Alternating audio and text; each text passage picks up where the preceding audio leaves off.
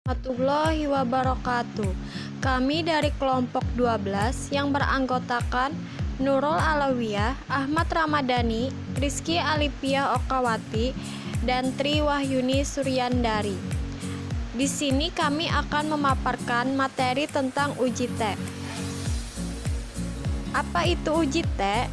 Tes T atau uji T adalah uji statistik yang digunakan untuk menguji kebenaran atau kepalsuan hipotesis nol. Uji T pertama kali dikembangkan oleh William Shelley Gosset pada 1915. Awalnya ia menggunakan nama samaran student dan huruf T yang terdapat dalam istilah uji T dari huruf terakhir nama beliau. Uji T disebut juga dengan nama student T. Spesifikasi yang pertama, sampel diambil secara acak dari populasi berdistribusi normal. Yang kedua, data berskala interval dan atau rasio. Kegunaan uji T yang pertama, alat analisis data untuk menguji satu populasi atau dua populasi. Yang kedua, membandingkan dua mean atau rata-rata untuk menentukan apakah perbedaan rata-rata tersebut perbedaan nyata atau karena kebetulan. Penggolongan uji T itu terdapat dua. Yang pertama, satu populasi dan dua populasi. Satu populasi digunakan untuk membandingkan rata-rata suatu sampel dengan suatu nilai konstanta tertentu. Dua populasi terbagi menjadi dua lagi. Yang pertama berhubungan dependen, yang kedua terpisah independen. Yang pertama berhubungan atau dependen membandingkan rata-rata kedua grup yang saling berpasangan, yaitu sampel dengan subjek yang sama, namun terdapat dua perlakuan atau kejadian berbeda. Yang kedua, terpisah atau independen, membandingkan rata-rata dua grup yang tidak saling berpasangan, yaitu dua subjek yang berbeda. Cara membaca T-tabel.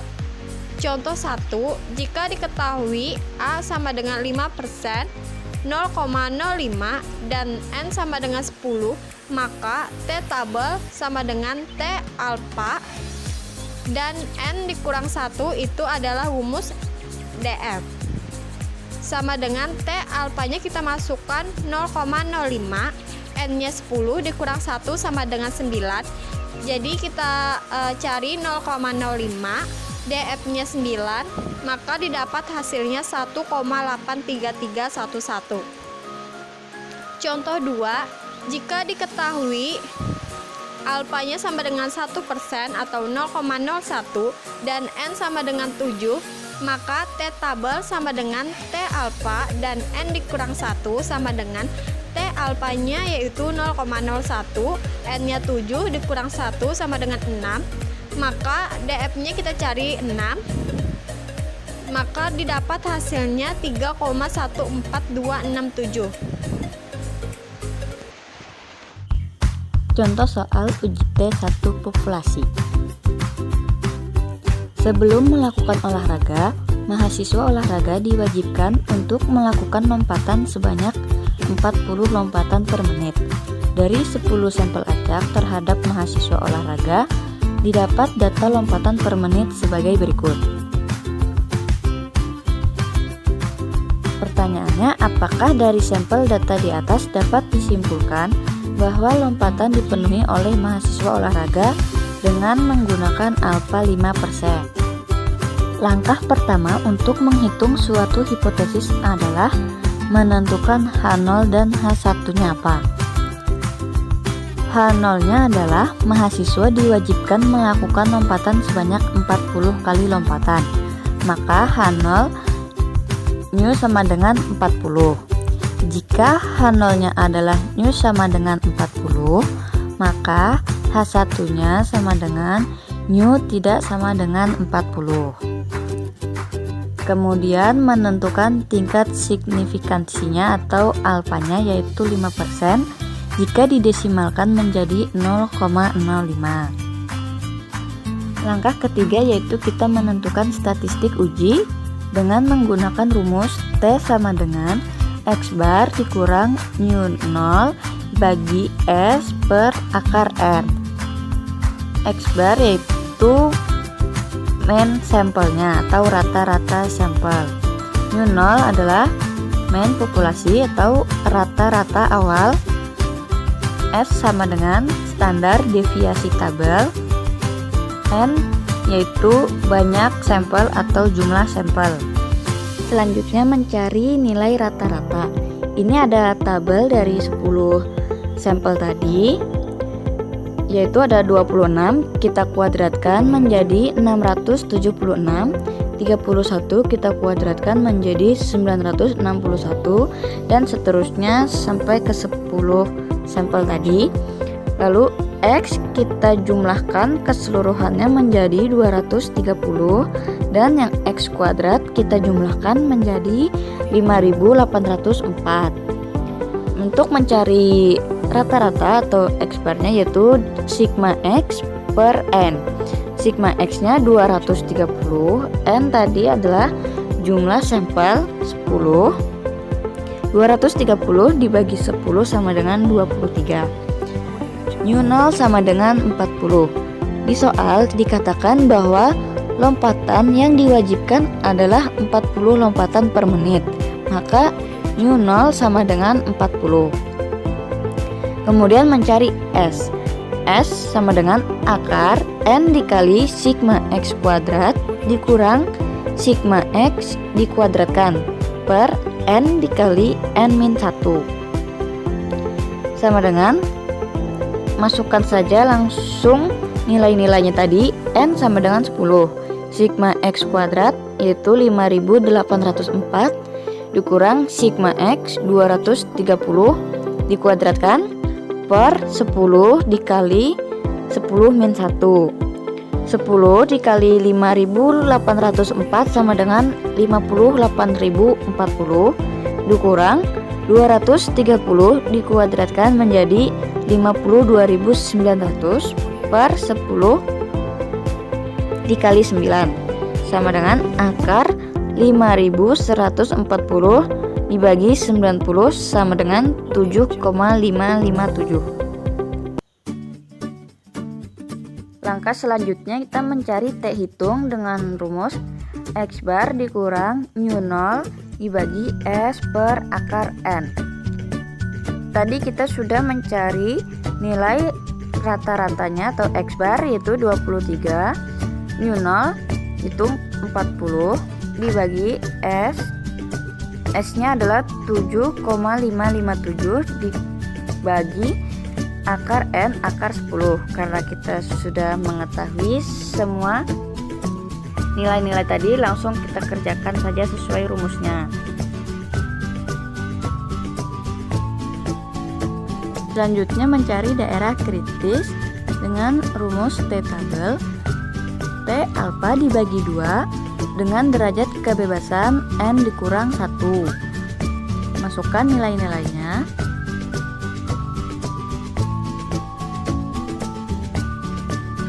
Maka diperoleh daerah kritisnya itu T lebih dari 2,26216 atau T kurang dari min 2,26216.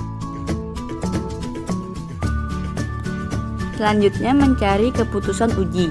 Dilihat dari nilai T hitung yang didapat yaitu negatif 7,1137 terletak di dalam wilayah yang diarsir pada kurva di atas, maka H0 mengalami penolakan. Jadi keputusan ujinya H0 ditolak. Jadi kesimpulannya, karena H0 ditolak, H0 tadi adalah mahasiswa diwajibkan melakukan 40 kali lompatan. Karena ditolak, jadi lompatan tidak dipenuhi mahasiswa olahraga sebanyak 40 lompatan per menit. Soal uji dua populasi. Nah, soalnya seseorang ingin menunjukkan bahwa rentang waktu berlari pria tidak sama dengan rentang waktu berlari wanita. Untuk itu, ia mengambil sampel 7 wanita dan 5 pria. Nah, berikut ini adalah waktu dalam detik yang dibutuhkan oleh pria dan wanita untuk berlari sejauh 100 meter. Nah, ini tabelnya. 7 wanita dan 5 pria. Nah, jika diasumsikan bahwa sampel tadi diambil dari populasi normal dan variasi diketahui dengan alfa sama dengan 5%, lalu bagaimana kesimpulan penelitian tersebut? Nah, pertama-tama kita cari dulu. Kita ketahui mu1 nya yaitu rentang waktu berlari wanita, dan mu2 rentang waktu berlari pria. Lalu kita tentukan hipotesisnya. H0 nya mu1 sama dengan mu2, H1 nya mu1 tidak sama dengan mu2.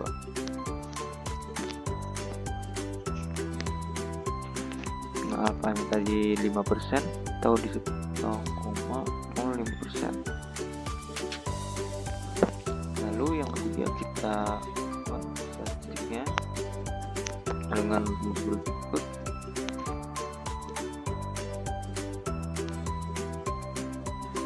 Nah, untuk mencarinya kita hitung dulu.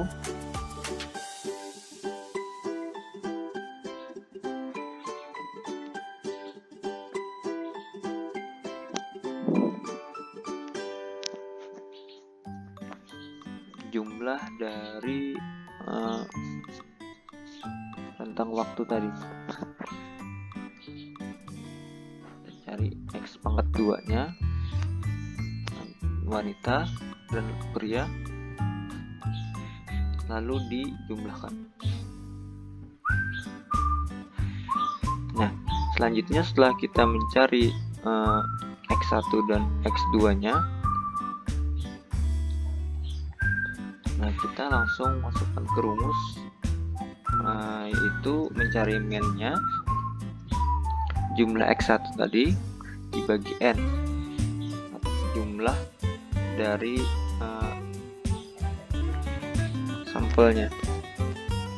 Laki-laki ada 7, perempuan ada 5. Nah, selanjutnya kita cari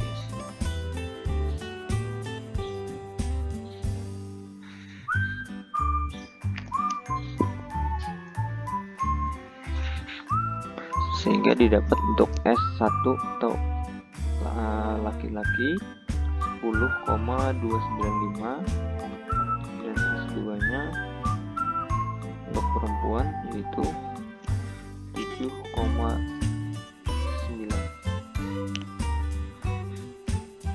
Selanjutnya kita cari standar deviasinya.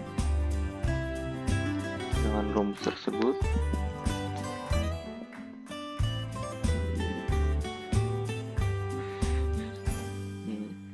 kita dapatkan ada 88,58. Karena itu standar deviasi pangkat 2, jadi kita akarkan sehingga kita dapatkan hasilnya 9,412. Nah, selanjutnya kita langsung ke rumus T hitung. Karena kita sudah mencari min X1 X2 standar deviasinya, maka kita masukkan saja.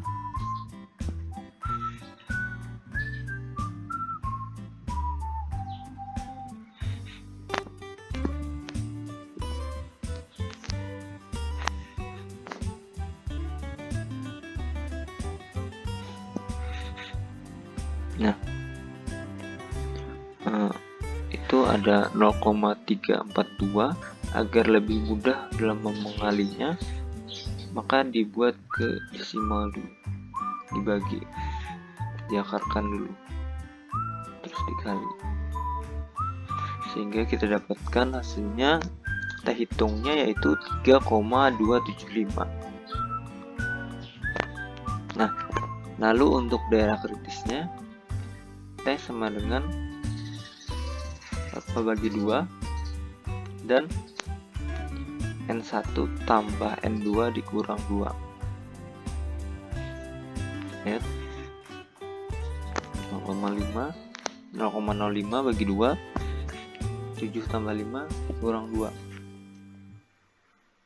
Kita dapatkan T 0,025 dan 10.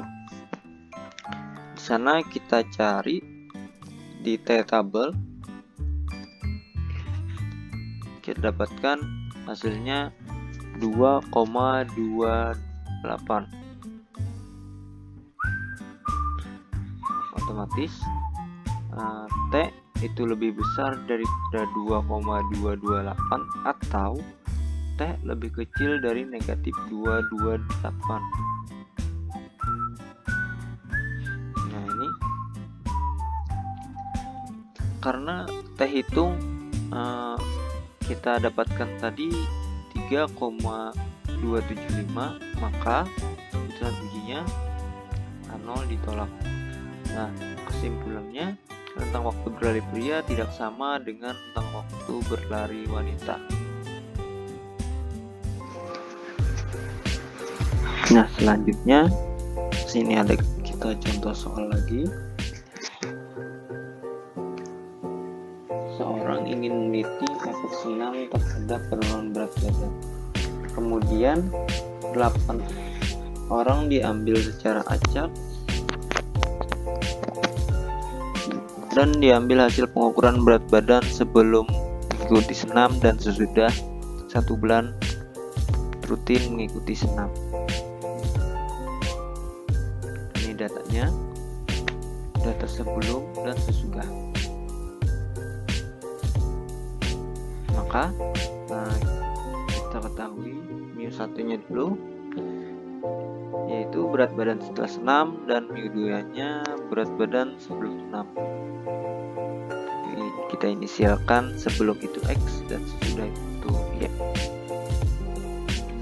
Kita tentukan hipotesisnya H0 mu1 lebih besar dari sama dengan mu2, H1-nya mu1 kurang dari mu2.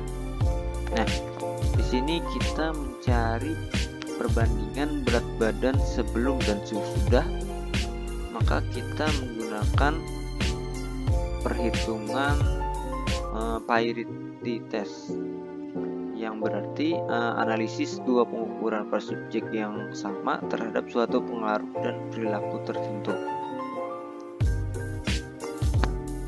Sama, kita menggunakan alfanya 5%. Statistiknya sesuai rumus tadi, Pearity test.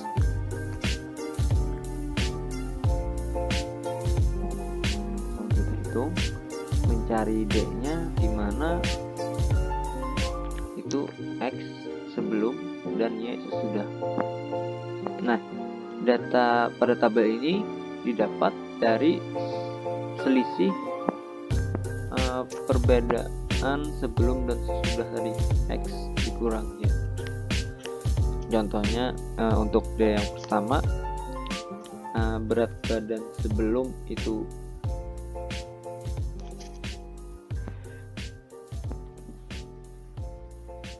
sebelumnya tadi itu ada 60 dan sesudahnya ada 58.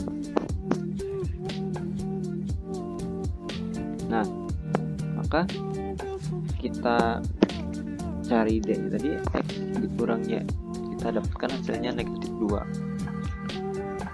Dan untuk menghitung rata-ratanya kita dapatkan 2. Nah, D-nya kita hitung rata-ratanya, dan D2-nya. Nah, D ini merupakan rata-rata selisih dari objek tadi. Kita dapatkan hasilnya negatif 0,75. Nah, D2 ini kita masukkan untuk mencari standar deviasinya atau SD. Kita masukkan ke rumus, hitung. Nah, kita dapatkan standar deviasinya 2,25. D-nya tadi negatif 0,75. Nah, kita hitung.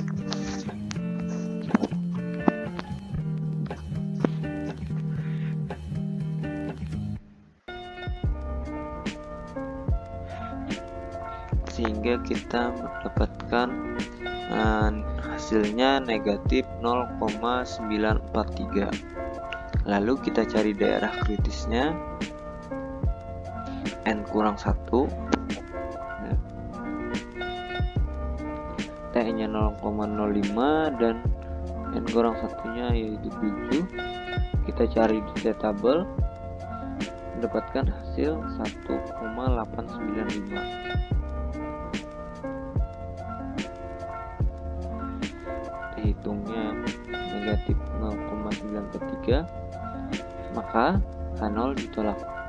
Nah, kesimpulannya senam dapat menurunkan berat badan. Sekian dari kelompok kami, terima kasih. Assalamualaikum warahmatullahi wabarakatuh.